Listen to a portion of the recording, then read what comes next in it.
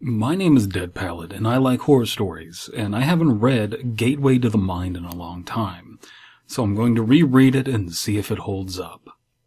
Gateway to the Mind is a classic creepypasta, well-loved, very trippy and scientific, and etc., etc. So we're going to get right into this and see what it has going on. In 1983, a team of deeply pious scientists conducted a radical experiment in an undisclosed facility. The scientists had theorized that a human without access to any senses or way to perceive stimuli would be able to perceive the presence of God. Now, any time that you mix science and, some sort of religious aspect together, I love it in a creepypasta.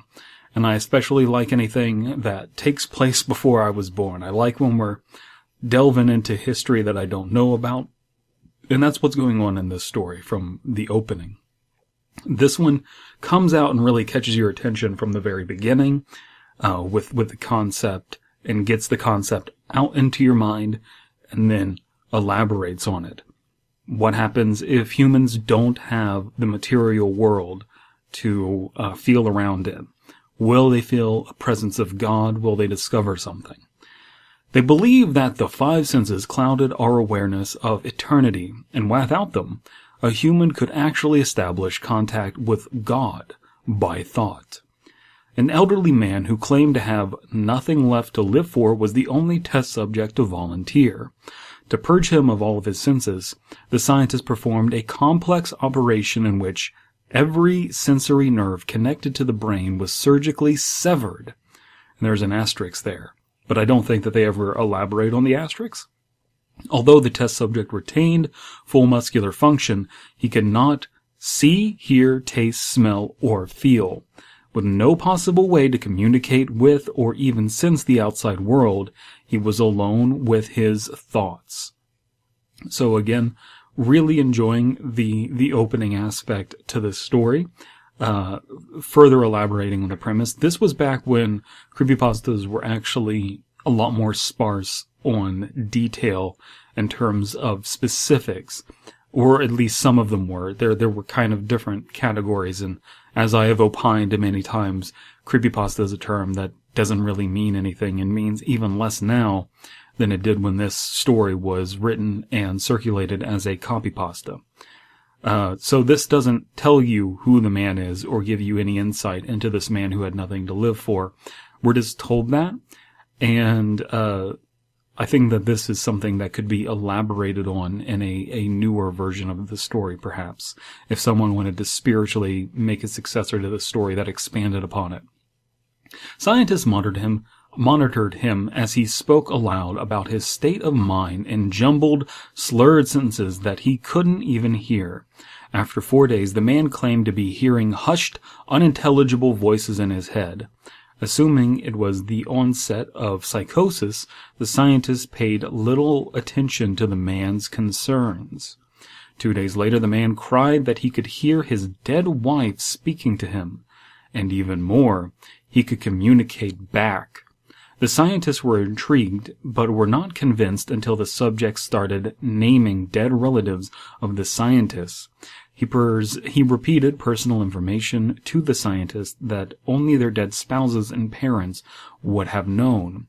At this point, a sizable portion of the scientists left the study. Now, I like that. I like that there are concerns from these scientists that are so significant that they feel that they need to leave the study, that they are not necessarily even convinced that these voices are real that this person is perceiving, that maybe there's some sort of trickery afoot, but regardless, that's got to be an unsettling situation to find yourself in. After a week of conversing with the deceased through his thoughts, the subject became distressed, saying that the voices were overwhelming. In every waking moment, his consciousness was bombarded by hundreds of voices that refused to leave him alone. He frequently threw himself against the wall, trying to elicit pain responses. He begged the scientists for sedatives, so that he could escape the voices by sleeping. This tactic worked for 3 days until he started having severe night terrors. The subject repeatedly said that he could see and hear the deceased in his dreams.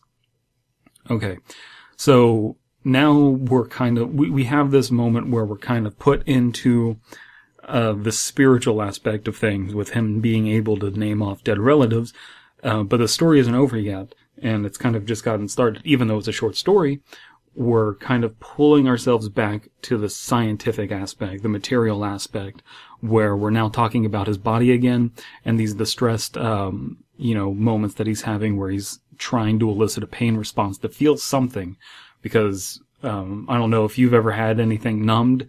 It is not a pleasant experience. You sometimes feel like you might prefer pain. But of course that's not necessarily true. You just feel that way in the moment. Talking with people in his dreams, all of this kind of thing. Only a day later, the subject began to scream and claw at his non-functional eyes, hoping to sense something in the physical world. The hysterical subject now said that the voices of the dead were deafening and hostile, speaking of hell and the end of the world. At one point, he yelled, "No heaven, no forgiveness," for 5 hours straight. He continually begged to be killed, but the scientists were convinced that he was close to establishing contact with God. So, I like it when scientists go unethical and, try to push science as far as they can, try to see something that's supposed to be unseeable. You're not supposed to be able to contact God. So let's contact God. That's fun, Along with that, the phrase, no heaven, no forgiveness, that's great. The idea that they're just refusing, essentially Christianity based on the idea of forgiveness, being forgiven for your sins, going to heaven. This is just a refutation of that. He's saying, no, it's all bullshit. The idea that the dead are angry because they're in hell and they're speaking about the end of the world. And whenever you're talking about the end of the world, that's always interesting. That maybe the dead voices are clued into something that we're not. I like all of this. After another day, the subject could no longer form coherent sentences. Seemingly mad, he started to bite off chunks of his flesh from his arm. The scientists rushed into the test chamber and restrained him to a table so that he could not kill himself. After a few hours of being tied down, he started to get an erection. The subject halted his struggles and screaming. He stared blankly at the ceiling as teardrops silently streaked down his face. For 2 weeks, the subject had to be manually rehydrated due to the constant crying. Eventually, he turned his head, despite his blindness, and made focused eye contact for the first time in the study. He whispered, "I have spoken to God, and he has abandoned us," and his vital signs stopped. Oh, so there is an asterisk. There was no apparent cause of death. Okay, so there are a few questions that you might have about this story that would be nice to know if it was further elaborated on, such as where the study was taking place, whether or not there was... you can't have a study like this I'm sure there are plenty of regulations that prevent studies like this from going forward, because it's so inhumane. Whenever you're using human test subjects, I'm sure there's a bunch of red tape. So, things that I like to know, and this is just me personally as a writer and as a reader, as a consumer, I like to know where this information came from, because we are citing sources here, and we're about to read the source. So, knowing how this was facilitated is important to me, and I think would help the suspension of disbelief. So let's read the little asterisks. Follow-up study 2000, Dr. G.F., Department of Neurology, hospital name withheld, San Francisco, California. Recent study of a degenerative disease which targets the motor functions and cognitive decline of often lead to hallucinations of the deceased. The death of targeted cells and chemicals in the brain by this disease can lead to a loss of smell, among other senses. The cause of the disease is unknown. Hallucinations present in 39.8% of the patients, falling into these three categories. The sensation of a presence person, a sideways passage, commonly of an animal, or an illusion. Present in 25.5% of patients, an isolated occurrence in 14.13%.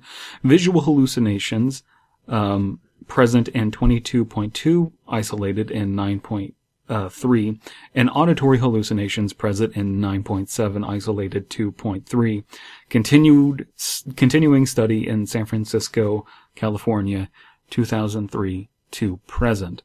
So there is a lot of information there about auditory hallucinations to kind of ground the story and say, well, not just auditory, but all kinds of hallucinations when senses are cut off, to ground the story and say that there is something to this.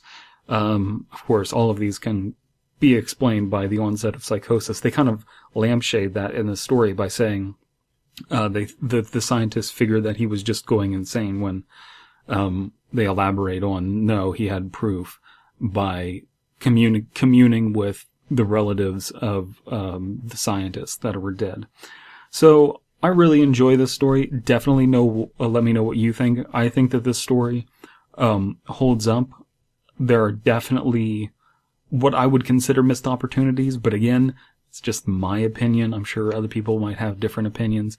I also have a very astringent idea of what creepypasta is, what ashcan horror is. If you enjoyed this little ramble that I had about this story, do check out the Fear Fiction podcast, where myself and fellow writers Abysme and Slime Beast read and critique stories with a lot more goofing off than is present here.